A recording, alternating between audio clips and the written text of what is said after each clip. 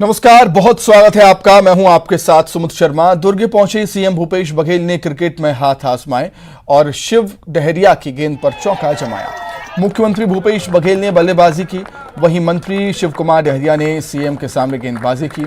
CM कुम्हारी के नवनिर्मित stadium के लोकार्पण के मौके पर दुर्ग पहुंचे हुए थे और इस मौके पर सीएम भूपेश बघेल ने क्रिकेट खिलाड़ियों का उत्साह बढ़ाया। वहीं नगरवासियों की मांग पर स्टेडियम का नाम मिनी माता स्टेडियम रखने की घोषणा की है।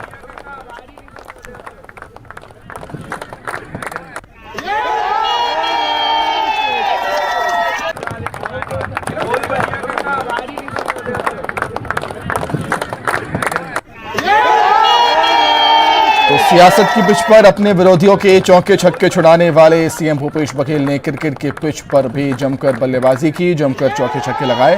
मंत्री अपने ही कैबिनेट मंत्री शिव कुमार डहरिया की गेंदबाजी पर जमकर उन्होंने बल्लेबाजी की।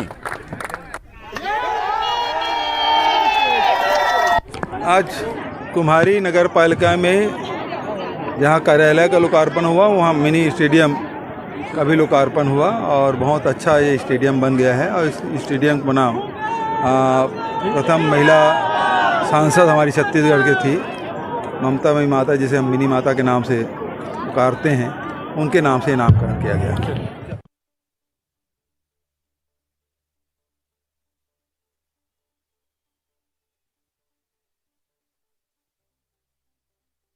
भूपेश बघेल ने दुर्ग वासियों को कई सौगातें दी हैं, कई कार्यों का लोकार्पण किया, उसमें एक था इस स्टेडियम का लोकार्पण। दुर्ग में नगर पालिका परिषद कुम्हारी के नए भवन का सीएम भूपेश बघेल ने लोकार्पण किया। इसके साथ ही सीएम भूपेश बघेल ने आजीविका मिशन के महिलाओं को चेक वितरित भी किए। सीएम ने कुम्हारी को सौगात देते हुए नए बने स्टेडियम का लोकार्पण भी किया।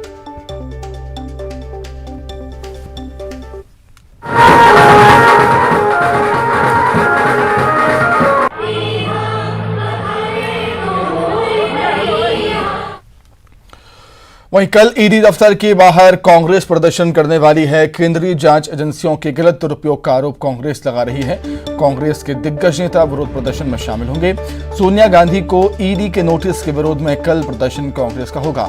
कांग्रेसी नेताओं ने एसपी के साथ कार्यक्रम स्थल का जायजा लिया। प्रदेश की राष्ट्रीय अध्यक्ष श्रीमती सोनिया गांधी को ईडी के द्वारा भेजे गए सम्मन के विरोध में कांग्रेस पार्टी पूरे देश में प्रदर्शन करने जा रही है। छत्तीसगढ़ की राजधानी रायपुर में भी हजारों की संख्या में कांग्रेस जन एकत्रित होकर ईडी के इस बर्ताव के खिलाफ, ईडी के इस सम्मन के खिलाफ अपनी आवाज बुलंद करेंगे। कांग्रेस के राष्ट्रीय सचिव राजेश तिवारी ने राष्ट्रपति को पत्र लिखकर अनुसूचित जाति और जनजाति के हितों से जुड़े अधिनियम को निरस्त करने की मांग की। राष्ट्रपति रामनाथ कोविंद को पत्र लिखकर उन्होंने 28 जून 2022 को जारी अधिसूचना क्रमांक 459 को निरस्त करने की मांग की है। राजेश तिवारी ने अनुसूचित जाति और जनजाति वर्ग के मौलिक अधिकारों के समाप्त होने की बात पत्र में लिखी। केंद्रीय वन, पर्यावरण और जलवायु परिवर्तन मंत्रालय ने अधिसूचना जारी की थी।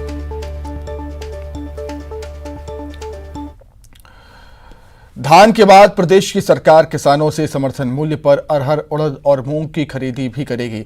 छत्तीसगढ़ राज्य सरकारी विपणन संघ यानी मार्कफेड के जरिए समर्थन मूल्य पर अरहर, उड़द और मूंग की खरीदी होगी। किसानों से अरहर और उड़द 6,600 रुपये प्रति क्विंटल और मूंग की खरीदी 7,755 रुपये प्रति क्विंटल की दर से खरीदी होगी। उड़द और मूंग की खरीदी 17 अक्टूबर से 16 दिसंबर तक चलेगी। वहीं अरहर की खरीदी 13 मार्च 2023 से 12 मई 2023 तक होगी। 25 कृषि उपज मंडियों को अरहर, मूंग और उड़द की खरीदी के लिए उपार्जन केंद्र बनाया गया। प्रदेश की सरकार के खिलाफ कल बीजेपी अविश्वास प्रस्ताव लाएगी। अविश्वास प्रस्ताव लाने को लेकर बीजेपी विधायक दल की बैठक विधानसभा के अंदर ही हुई। अविश्वास प्रस्ताव को लेकर बीजेपी ने अपने विधायकों के लिए व्हिप भी जारी किया है। चीफ व्हिप शिवरतन शर्मा ने व्हिप जारी करते हुए पार्टी के सभी विधायकों को कल सदन में रहने को कहा है। अविश्वास प्रस्ताव को लेकर विधानसभा को सूचना भी दे दी गई है। अकलतरा रेप मामले के पीड़ित परिवार को बीजेपी विधायक दल ने 1 लाख रुपए की सहायता देने का फैसला भी किया। इस सरकार के खिलाफ में अविश्वास प्रस्ताव प्रस्तुत किया गया है और उसके बाद में हमारे सभी विधायकों को व्हिप जारी किया गया है कि सभी विधायक अनिवार्य रूप से सदन में कार्यवाही चलते तक सब उपस्थित रहे और ये सुनिश्चित कर सकें जो जिस समय भी चर्चा होगी हम जो भी आरोप इस सरकार के खिलाफ में लगाएंगे, चर्चा करेंगे। और इसलिए 3.5 साल के बाद में इस सरकार ने विश्वास खो दिया है जनता के बीच में, जनप्रतिनिधियों के बीच में। किए थे एक बड़ी घटना जो अकलतरा में घटी, हम सेकंड निर्भया कह सकते हैं। आज तक सरकार की ओर से ना तो कोई पूछने के लिए गए परिवार से, ना कोई बातचीत किए, ना कोई सहयोग किए। छत्तीसगढ़ में गोधन न्याय योजना की दूसरी सालगिरह पर सीएम भूपेश बघेल ने हितग्राहियों के खाते में 7 करोड़ 48 लाख रुपए की राशि का ऑनलाइन ट्रांसफर किया, जिसमें 1 जुलाई से 15 जुलाई तक राज्य के गौठानों में पशुपालक, ग्रामीण किसानों, भूमिहीनों से खरीदे गए गोबर के एवज में 2 करोड़ 69 लाख रुपए भुगतान, गौठान समितियों को 2 करोड़ 88 लाख और महिला समूह को 1 करोड़ 91 लाख रुपए की लाभांश राशि का भुगतान किया गया। आज गोधन न्याय योजना के 2 साल पूरे हो रहे हैं। आज ही के दिन 20 जुलाई 2020 को हरेली त्यौहार के दिन हम लोगों ने छत्तीसगढ़ में गोबर खरीदी की शुरुआत की थी। तब से लेकर अब तक राज्य में लगातार गोबर की खरीदी और वर्मी कंपोस्ट का निर्माण किया जा रहा है। केवल 2 वर्ष के इस योजना ने जो सफलता अर्जित की है वह अद्वितीय है। न केवल छत्तीसगढ़ में बल्कि पूरे देश में इस योजना को सराहा जा रहा है। गोधन न्याय योजना को और विस्तारित करते हुए अब गोबर के साथ साथ गौमूत्र की भी खरीदी करने का निर्णय शासन ने लिया है। इसकी शुरुआत 28 जुलाई को हरेली त्यौहार से की जाएगी। गौमूत्र की खरीदी के लिए 4 रुपये प्रति लीटर की दर प्रस्तावित है। मैंने पूर्व में घोषणा की थी कि महिला स्व सहायता समूहों तथा सहकारी समितियों को बोनस दिया जाएगा। इस संबंध में आदेश जारी कर दिया गया है। महिला समूहों को 1 रुपया तथा सहकारी समितियों को प्रति किलो वर्मी कंपोस्ट विक्रय पर 10 पैसे का बोनस मिलेगा। छत्तीसगढ़ बीजेपी राज्य सरकार के खिलाफ आक्रामक मुद्रा में आ गई है। विधानसभा सत्र के दौरान सदन के भीतर सरकार को घेरने वाली बीजेपी सदन के बाहर भी सरकार को घेरने की तैयारी कर चुकी है। कानून व्यवस्था बिगड़ने का आरोप लगाते हुए बीजेपी 26 जुलाई को विधानसभा का घेराव करेगी। 26 जुलाई को दोपहर 12 बजे पंडरी ब्रिज के नीचे सभी कार्यकर्ता जमा होंगे और वहां से विधानसभा घेराव के लिए निकलेंगे। बड़ा कार्यक्रम तय किए। 26 तारीख को विधानसभा घेराव करेंगे।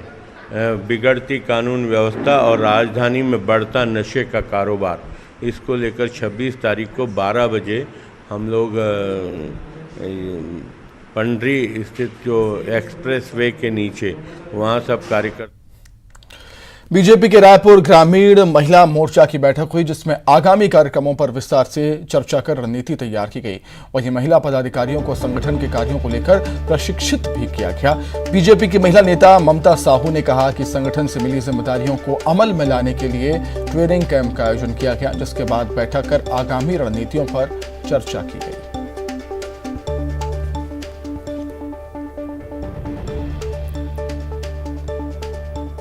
भारतीय जनता पार्टी महिला मोर्चा रायपुर ग्रामीण का प्रशिक्षण, 1 दिवसीय प्रशिक्षण सत्र चला और प्रशिक्षण सत्र के बाद भारतीय जनता पार्टी महिला मोर्चा की बैठक हुई। बैठक में आगामी कार्यक्रम पर बातें हुई कि कौन कौन सा कार्यक्रम। बलरामपुर में बीजेपी युवा मोर्चा ने विधानसभा रामानुजगंज एसडीएम दफ्तर का घेराव किया और बेरोजगारी भत्ते को लेकर राज्यपाल के नाम एसडीएम को ज्ञापन भी सौंपा। इस धरना प्रदर्शन में पूर्व राज्यसभा सांसद रामविचार नेताम भी शामिल हुए। रामविचार नेताम ने छत्तीसगढ़ सरकार पर कई गंभीर आरोप लगाए। उन्होंने कहा कि 2018 के विधानसभा चुनाव से पहले कांग्रेस के घोषणा पत्र में छत्तीसगढ़ के बेरोजगार युवाओं को वादा किया गया था, जिसमें रोजगार देने या बेरोजगारी भत्ता देने का जिक्र था, जिसे आज तक पूरा नहीं किया गया। जो चुनाव के पहले वादा किया था कि बेरोजगारों को अगर हम रोजगार नहीं दे पाएंगे तो उन्हें 2500 रुपया प्रति माह उन्हें बेरोजगारी भत्ता देंगे। लेकिन बेरोजगारी भत्ता तो दूर, लोगों का आज कहीं भी रोजगार के अवसर नहीं मिल रहे हैं। के जो युवा मोर्चा के अध्यक्ष हैं, जिला अध्यक्ष, उनके द्वारा ज्ञापन दिया गया है और उनके जो कार्यकर्ता हैं उन लोग आए हुए थे, तो राज्यपाल महामहिम राज्यपाल के नाम से ज्ञापन दिए हैं इन्होंने बेरोजगारी भत्ता के संबंध में, और उचित माध्यम से महामहिम जी को पहुंचा दिया जाएगा। धमतरी में बीजेपी निगम का घेराव करने निकली, जिसको लेकर निगम दफ्तर में जमकर हंगामा हुआ। 1.5 घंटे तक पुलिस और बीजेपी नेताओं के बीच नोकझोंक चलती रही। बीजेपी ने नगर में सफाई, जलभराव, अवैध निर्माण समेत कई मुद्दों को लेकर आक्रोश रैली निकाली। पुलिस ने बैरिकेडिंग कर उन्हें रोका, जिसके बाद जमकर हंगामा हो गया। बाद में बीजेपी ने निगम आयुक्त को ज्ञापन भी सौंपा। उसके बाद मामला शांत हुआ।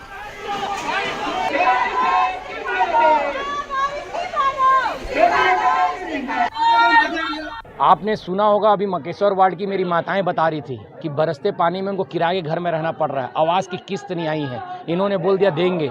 एक 20 वर्ष की जवान बेटी हमारी बच्ची वहाँ ख़त्म हो गई। पट्टा देने की बात किए थे, अगर पट्टा दे देते तो आज एक पढ़ी लिखी बच्ची जिसका स्वर्णिम भविष्य था वो अंधकार में नहीं होता। उसका घर की पीड़ा को बताने के लिए आपने 4 दिन पहले देखा होगा बरसात का पानी, आप जैसे जागरूक पत्रकार ने उस न्यूज़ को उठाया, नेशनल न्यूज़ में धमतरी की बात गई, लेकिन शर्मसार स्थिति में गई। धमतरी में 5-5 फीट पानी भरे हुए हैं। पहली बार हुआ कि गोल बाजार 4-5 फीट। उनके कुछ विभिन्न मांगे हैं, निगम से कुछ इश्यूज हैं, उन लोगों ने लिख के अवगत कराया है। कलेक्टर साहब के नाम पे ज्ञापन है, वो ज्ञापन मैं भी पूरा पढ़ा नहीं हूँ, बस अभी एसडीएम साहब को उन्होंने ज्ञापन दिया है, तो देखेंगे उसमें जो हमारे स्तर से होगा उस पर कार्रवाई करेंगे। और धमतरी जिले के जनपद पंचायत मगरलोड में साल 2007 में हुए शिक्षाकर्मी भर्ती वाला मामले में गिरफ्तारी हुई। 1.5 दशक बाद अधिकारी की गिरफ्तारी हुई है। शिक्षाकर्मी वर्ग 3 की भर्ती के लिए 150 शिक्षाकर्मियों की भर्ती की अनुमति विभाग ने दी थी, लेकिन 172 पदों पर भर्ती कर दी गई। तब आरोप लगे थे कि फर्जी दस्तावेजों के सहारे सैकड़ों शिक्षाकर्मियों की भर्ती चयन समिति और छानबीन समिति द्वारा कर दी गई। आरटीआई के तहत 2011 में मिली जानकारी के आधार पर पुलिस में शिकायत दर्ज कराई गई। राजनांदगांव के अंबागढ़ थाना क्षेत्र में गुजरदेही में हुए अंधे कत्ल की गुत्थी पुलिस ने सुलझा ली है। हत्यारा महिला का पति ही निकला। विवाद के चलते पति जगदीश साहू ने पत्नी को मौत के घाट उतार दिया था। बलरामपुर के एक होटल में गैस सिलेंडर में आग लग गई। गैस सिलेंडर में आग लगने से इलाके में अफरा तफरी का माहौल बन गया। लोगों की सूझबूझ से गैस सिलेंडर में लगी आग पर काबू पाया गया। होटल संचालक सहित सभी ग्राहक सुरक्षित। सरगुजा में भूमाफिया पर एक महिला को पीट कर मार डालने का आरोप लगा है, जिसके विरोध में पीड़ित परिवार ने आईजी दफ्तर के सामने शव रखकर प्रदर्शन किया। मृतका के बेटे के मुताबिक उसकी मां को भूमाफिया उठाकर ले गए थे।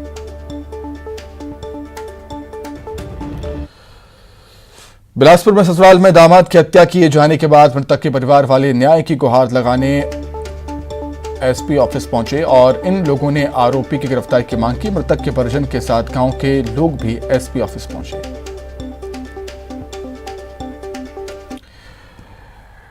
कोंडागांव में मजदूरी के भुगतान में देरी की शिकायत लेकर मजदूर कलेक्ट्रेट पहुंचे और अपना मेहनताना दिलाने की गुहार लगाई। पूरा मामला अमरावती रेंज का है, जहां आधा दर्जन से ज्यादा गांवों के ग्रामीणों ने वन परिक्षेत्र में मजदूरी की थी, लेकिन उन्हें मेहनताना नहीं मिला। छत्तीसगढ़ कर्मचारी संघ एक बार फिर आंदोलन करने जा रहा है। 25 जुलाई से 29 जुलाई तक प्रदेश के सरकारी दफ्तर में कोई काम नहीं होगा। कर्मचारी संघ अपनी 2 सूत्री मांगों को लेकर बड़ा आंदोलन करने जा रहा है।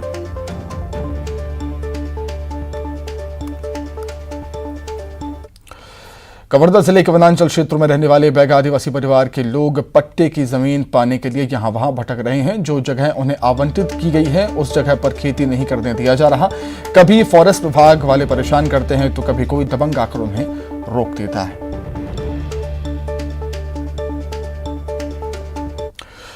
सुकमा के गोंटा में बाढ़ के बाद अब धीरे धीरे जिंदगी पटरी पर लौटने लगी है। बाढ़ का पानी सभी बाटों से खाली हो चुका है, लेकिन पीछे बर्बादी के निशान छोड़ गया है। अब लोग अपने घर आ रहे हैं, लेकिन घरों में रखा सामान तबाह हो गया। 3 दिन पहले दुर्ग के शिवनाथ नदी में डूबी कार को नदी से बाहर निकाल लिया गया। 3 दिन तक चले रेस्क्यू ऑपरेशन के बाद एनडीआरएफ की टीम को सफलता मिली है। मछुआरों की सहायता से नदी में डूबे कार को निकाला है और इसमें एक शव मिला है जो निशांत भंसाली का है। राजधानी रायपुर में फिर चाकूबाजी हुई है। इस बार बदमाशों ने ट्रक ड्राइवर को निशाना बनाया। ट्रक को लूटने के इरादे से बदमाशों ने ट्रक ड्राइवर को चाकू मारकर घायल कर दिया। गोंदवारा इलाके में सरेआम हुई चाकूबाजी से हड़कंप मच गया। रायपुर के थाना गोबरा नवापार क्षेत्र में ट्रक की चोरी करने वाले अंतर्राज्यीय चोर को पुलिस ने गिरफ्तार कर लिया है। आरोपी धर्मेंद्र कुमार को बिहार से भोजपुर से गिरफ्तार किया। आरोपी के पास से 12 लाख रुपए का चोरी का ट्रक भी जब्त हुआ। बड़ौदाबाजार के बरनवापरा अभयारण्य में वन विभाग ने सागौन की लकड़ी से भरी गाड़ी जब्त की। 15 जुलाई को कोठारी परिक्षेत्र में पुलिस ने एक संदिग्ध गाड़ी का पीछा कर उसे जब्त किया, लेकिन कार सवार मौके से फरार हो गए।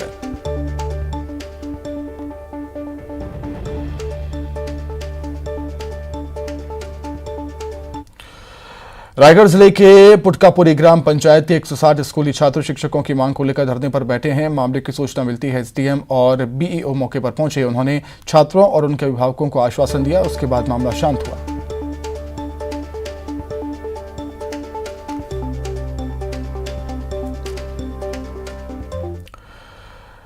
रायपुर के अभनपुर स्थित शुभम ज्वेलर्स में हुए चोरी के मामले का पुलिस ने खुलासा कर दिया है। इस मामले में ओडिशा के 3 आरोपी सुनील सोना, सुभाष छुरा और हेमंत जगत को गिरफ्तार किया। आरोपी ने ज्वेलरी शॉप से लाखों रुपए के सोने चांदी के जेवर चुरा लिए थे।